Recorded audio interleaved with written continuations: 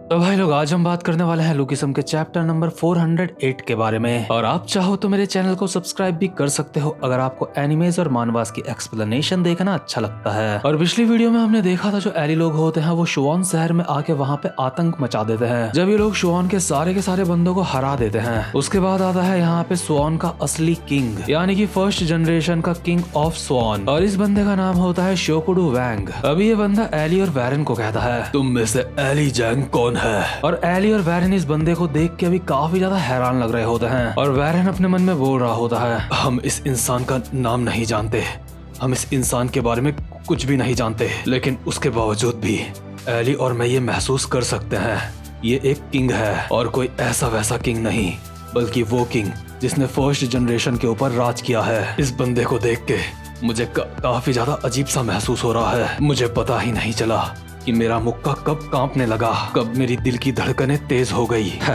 कि क्या मुझे इससे डर लग रहा है। अभी एली और वैरन बस हैरान होके खड़े हुए होते हैं। इसके बाद श्योकोडू दोबारा से कहता है, वेल, क्या तुम्हें मेरी बात सुनाई नहीं दे रही है? मैंने तुमसे एक सवाल पूछा है। मैंने कहा तुम दोनों में से एली जैंग कौन है? और अभी हमें श्योकोडू का एक पुराना सीन भी दिखाया जाता है जब उसने काफी सारे बंदों को मार के जमीन में गिरा रखा होता है। ये बंदे की वाइब्स ही इतनी खतरनाक होती है कि एली और वैरन को ये समझ आ जाता है कि ये कोई आम बंदा नहीं है। इसके बाद जो वैरन होता है उसको मैनेजर किम की बात याद आती है। मैनेजर किम ने उसको कहा था, अगर बिना किसी से फाइट करे तुम्हें कभी ऐसा लगे कि वो इंसान तुमसे काफी ज्यादा ताकतवर है, तो ऐसे में हमेशा एक बात याद रखना, तुम्हें उससे डरना नहीं है, तुम्हें उसके ऊपर अटैक करना है। और यही बातें सोच के जो वैरन होता है उछल के श्योकोडू के मुंह पे एक लात मारता है और कहता है, एली तुम पीछे ही रहना। वैरन अपने मन में बोल रहा होता है, ये मुझे ही करना होगा, इसीलिए मैं एली के साथ आया था ताकि मैं उसको कुछ भी होने ना दूं। लेकिन तभी जो श्योकोडू होता है घुमा के एक मुक्का मारता है वैरन के, लेकिन वैरन इस मुक्के को डॉज करके अपनी फिंगर टिप्स श्योकोडू की रिब्स में लगाता है और शॉर्ट पंच मारने के लिए तैयार होता है। और एली को कहता है, तुम पीछे रहो,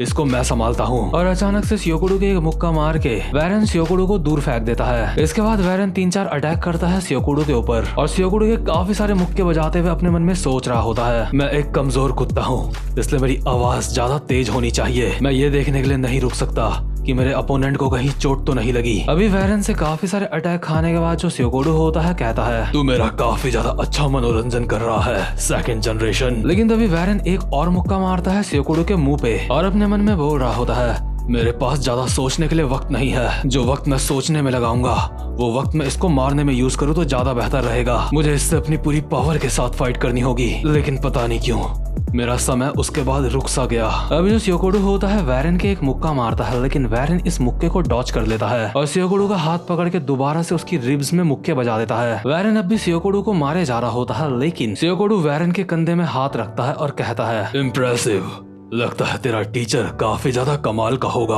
अभी वैरन का मुक्का श्योकोडू के गाल पे होता है, लेकिन उसके बावजूद भी श्योकोडू कहता है, टेसो बिल्कुल सही था, उसने बिल्कुल सही कहा था। इसके बाद हम एक पुराना सीन देखते हैं जब श्योकोडू टेसो से बात कर रहा होता है। श्योकोडू टेसो को कहता है, क्या तुम शियोल के सेकंड जनरेशन के बंदों से मिले थे? टेसो मीट खाते खाते कहता है, हाँ बिल्कुल सही कहा, जेम्स ली से मिलने से पहले मैं उनसे मिला था, मेरी उनके साथ फाइट भी हुई थी। श्योकोडू भी पाइनएप्पल खाते हुए कहता है, क्या किंग ऑफ एंसन सेकंड जनरेशन के बच्चों से फाइट कर रहा है? क्या तुम मुझसे मजाक कर रहे हो? ऐसे लड़ने को तुम फाइट नहीं कहोगे, ये एक तरफा लड़ाई होती है जिसमें तुम दूसरे वाले की बहुत ज्यादा बुरी हालत कर देते हो बेरहमी से। टेसो कहता है, नहीं, वो सच में असल में एक फाइट ही थी। वो बच्चे कमजोर नहीं हैं, वो काफी काबिलियत तारीफ है, इतने काबिलियत तारीफ कि मुझे भी जोश आ गया था। मेरी ही तरह तुम भी ये बात अच्छे से जानते हो, जब हम एक कमाल की फाइट लड़ते हैं तो हमें कितना ज्यादा मजा आता है। फाइट करने का वो एहसास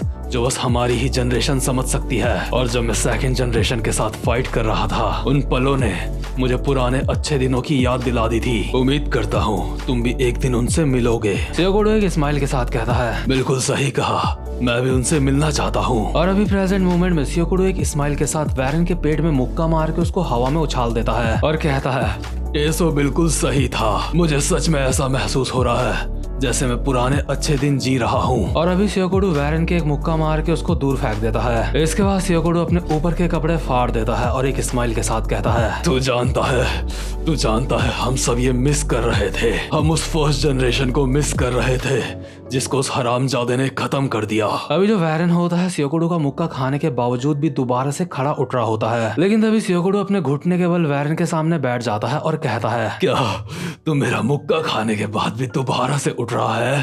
तो दिखा मुझे आखिर कि तेरे अंदर कितना दम है। ये तो बस अभी शुरुआत है। तू छोटे चूहे, तू पहले ही हार चुका है, तू कुछ भी नहीं कर सकता। और शियोकोडू वैरन का मुंह पकड़ के उसको हवा में उठा देता है। अभी वैरन की काफी ज्यादा हालत खराब हो जाती है। इसके बाद शियोकोडू कहता है, अब तू मेरे किसी भी काम का नहीं है। मैं तुझे खत्म करने के बाद तेरे दोस्त के साथ जाके खेलूंगा। लेकिन वैरन भी अभी अपने मन में बोल रहा होता है, तेरी इन बातों से मेरे अंदर का भी जोश जाग रहा है। इसको मुझे ही खत्म करना होगा।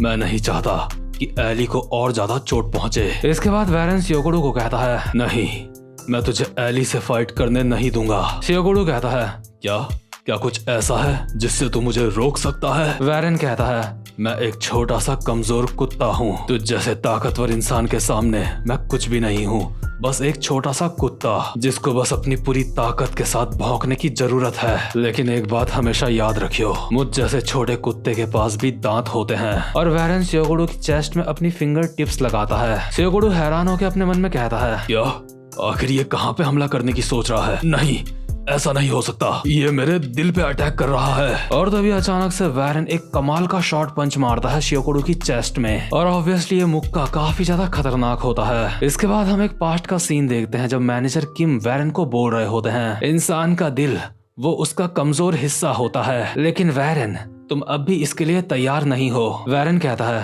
क्या मैं तैयार नहीं हूँ? आपका मतलब क्या है? मैनेजर किम कहते हैं, किसी के दिल के ऊपर हमला करने के लिए तुम्हें हाई लेवल की टेक्निक्स चाहिए। अगर तुम किसी के दिल पे एक कमजोर सा मुक्का मारोगे तो इससे बेहतर तो यही होगा कि तुम उसके मुक्का मारो ही ना। वैरन कहता है, अगर ये मुक्का मारना इतना ज्यादा मुश्किल होता है तो मैं दिल को छोड़ के क्यों ना कहीं और पे मुक्का मारूं। ऐसे कई और पॉइंट्स होते हैं जो काफी ज्यादा कमजोर होते हैं ह्यूमन बॉडी में, जैसे कि लीवर, सोलर प्लेक्सस और भी कई सारे पार्ट्स होते हैं। मैनेजर किम कहते हैं, ज्यादातर लोगों ने उन कमजोर हिस्सों में पहले ही अटैक्स झेले हुए होते हैं, इसलिए काफी लोगों को वैसे दर्द झेलने की आदत हो जाती है क्योंकि उन्होंने वो दर्द पहले भी झेला होता है। लेकिन किसी इंसान का दिल एक अलग चीज होती है। ऐसे बहुत कम लोग होते हैं जिन्होंने अपने दिल पे एक प्रॉपर अटैक खाया होगा। जब तुम किसी के दिल के ऊपर अटैक करते हो तो वो ये अंदाजा नहीं लगा पाते कि उनको कैसा महसूस होगा, उन्हें किस तरह का दर्द होगा। वैरन कहता है, तो आप बताओ, जब किसी के दिल पे एक ढंग से मुक्का पड़ता है तो उसको कैसा महसूस होता है? मैनेजर किम कहते हैं,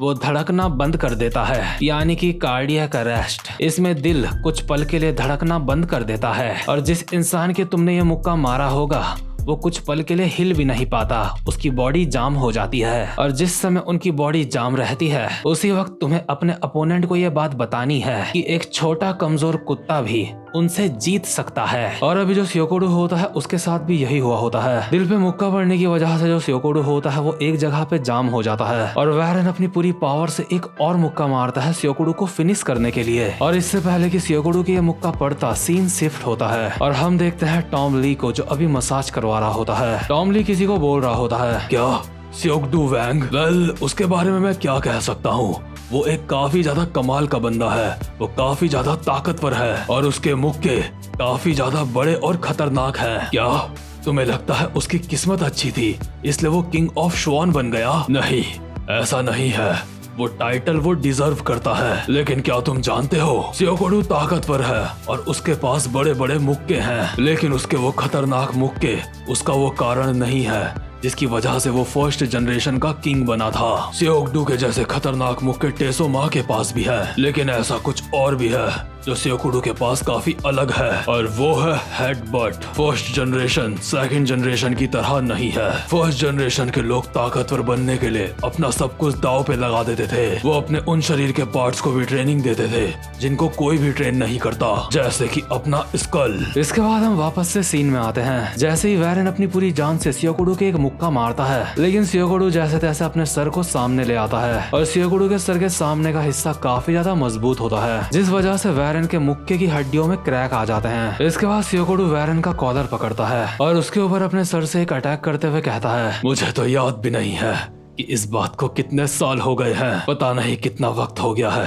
जब से मैंने किसी के हेडबट मारा था, लेकिन मैंने सोचा नहीं था मुझे अपना ये अटैक सेकंड जनरेशन के ऊपर इस्तेमाल करना पड़ेगा। अभी जैसे ही वैरन के अटैक पड़ता है, वैरन जमीन में जाके गिरता है और वैरन के मुंह से खून निकलने लगता है। इसके बाद सियोकोडू कहता है, इसकी एक वजह है कि मेरे माथे में इतने सारे निशान हैं। और सियोकोडू अभी अपने मन में सोच रहा होता है, इम्प्रेसिव, ये काफी ज्यादा कमाल का था। मैंने सोचा नहीं था ये मेरे हार्ट के ऊपर अटैक करेगा, क्योंकि वहाँ पे अटैक करना काफी ज्यादा डिफिकल्ट होता है। आखिर इस बच्चे का गुरु कौन है जिसने इसको ये सारी चीजें सिखाई हैं? अगर ये इन अटैक्स को और ज्यादा ठीक से सीख जाता तो अभी इसकी जगह पे मैं जमीन पे पड़ा हुआ होता। लेकिन फिर भी उसके बावजूद मेरे कमर में थोड़ी सी जकड़न हो रही है। ऐसा इसलिए है क्योंकि काफी समय हो गया जब से मैंने किसी के साथ ठीक से फाइट करी थी, और इसीलिए अभी बस एक फाइट जीतने से मैं शांत नहीं हो सकता। सियोकोडू एली की तरफ पलट के देखता है और कहता है, अब भी मेरे अंदर का जोश ठंडा नहीं हुआ है। मैं अपनी बाकी की ये एनर्जी तेरे ऊपर इस्तेमाल करना चाहूंगा एली जैंग। तुझे इस चीज से कोई दिक्कत तो नहीं है? तो खैर अभी जो वैरन होता है वो निपट चुका होता है और एली काफी ज्यादा गुस्से में होता है। और यार अब एली और इस बंदे की फाइट देखने में काफी ज्यादा मजा आने वाला है, क्योंकि एली भी एक जंगली जानवर है। लेकिन इसी के साथ ये वाला चैप्टर यहीं पे खत्म होता है। उम्मीद करता हूँ कि आपको आज की वीडियो भी अच्छी लगी हो, और अगर आपने मेरे चैनल को अब तक सब्सक्राइब नहीं करा है तो जल्दी से इसको सब्सक्राइब कर लो और वीडियो को भी लाइक कर दो। अब मैं मिलूंगा आपसे अपनी नेक्स्ट वीडियो में, तब तक के लिए गुड बाय।